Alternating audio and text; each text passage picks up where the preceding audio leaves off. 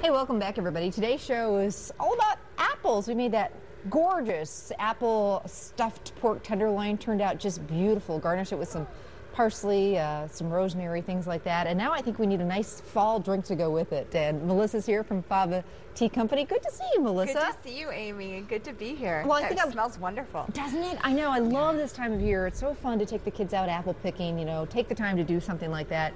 And maybe you don't want something as sweet as apple cider. Maybe you want to brew up some apple tea. Exactly. And I was so excited when I heard the topic of the show because we have a great opportunity here. We've got two very different teas. We have a green tea and we have a black tea. And the green tea is green apple, so definitely fits. And then we have a spiced caramel apple, which is a black tea. And we're going to talk about the differences between the two.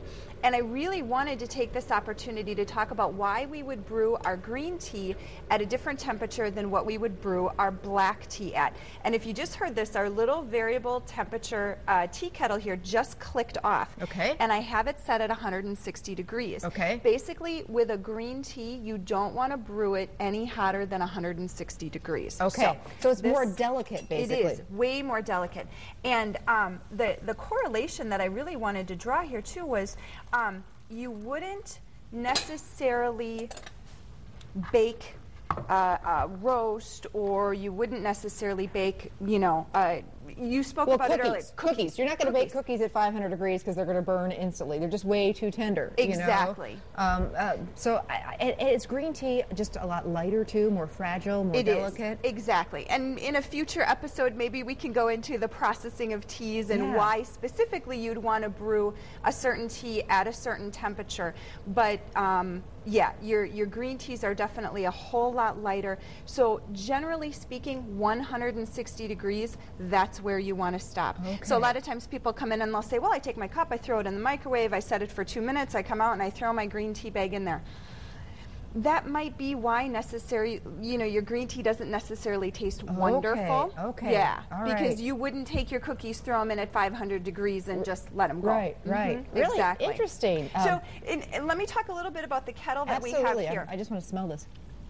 So that's a real light, appley, subtle, you know what I mean? Exactly. This one sounds like it's going to be a little more, I'm going to get my mug ready for this. Sounds good. And this one here, the one that I'm doing, the spiced caramel apple black, this one is a seasonal tea for us. The green apple we have all year long, but this one, can you smell that? Isn't that amazing? It smells like a caramel apple. Wow, so a lot more, if you want something that's really got a lot more flavor, more robust. More robust. Yeah. Exactly. And the variable temperature kettle sort of takes all of the thinking out of it. So this kettle is going to go anywhere from 160 degrees all the way up to 212. So this is perfect for us at home at night because my husband might like a green tea or an oolong. My son's going to want an herbal, and I'm going to want a rooibos. That's cool. So it's got a little right there, a little temperature gauge. That's really neat. So when we started out, I brewed it at 160 degrees, which is the far, let's see, where are we going here? Left. So far left was the 160, and then when I did this one, I went all the way over to 212. So we have two very distinct, very different teas brewing together, but at different temperatures. How do you know when the tea is ready? Typically speaking, anywhere from 1 to 3 minutes if it's a green tea. So we're actually going to, what we call in the tea industry, we're going to decant this one right now. So we're just going to take this out. How pretty. And we're going to let it drain. And you did get some of the pieces sneak through on this one. I'm okay with that. I know, it smells so good. I always say it's fiber. I say there's way worse things I consume on a pretty consistent basis. So this one is done. That one we're going to let sit for a second. But our black is going to go just a little bit longer. Now, if this is something you're going to put on your Christmas list. Every time I'm in the show and I'm doing a hot tea, I always have this little guy with me because he's very easy to travel with. Great for home, great for the office, great for wherever you're going to be. About how much for something like that? Just plug it in. $59.99. Oh, so that's for this. Not expensive at all. It's not. No.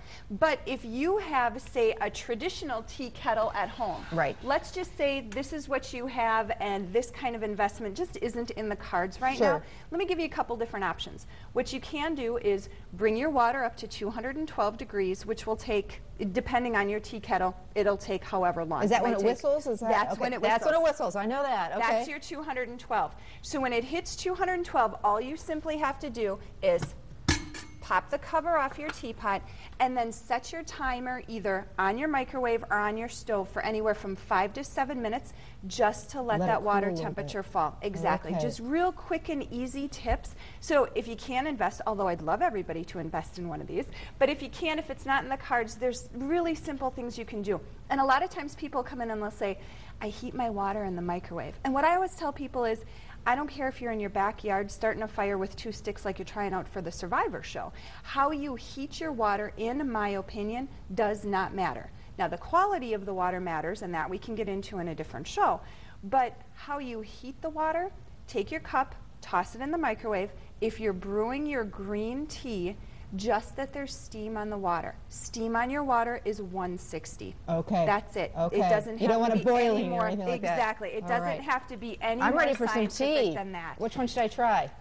You know what? I got to say, you got to go with the spiced caramel. Okay. Try that one. Look at that. Isn't that beautiful? And you know, one other thing that I wanted to mention too is I always listen to our customers throughout the month and just kind of see what they're talking about and what questions they have, and it's kind of a good topic to bring up on your show.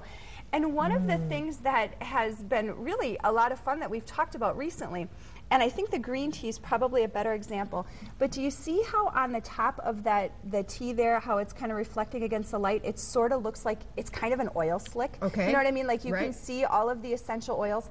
That's a good thing. It's a good thing. Yeah.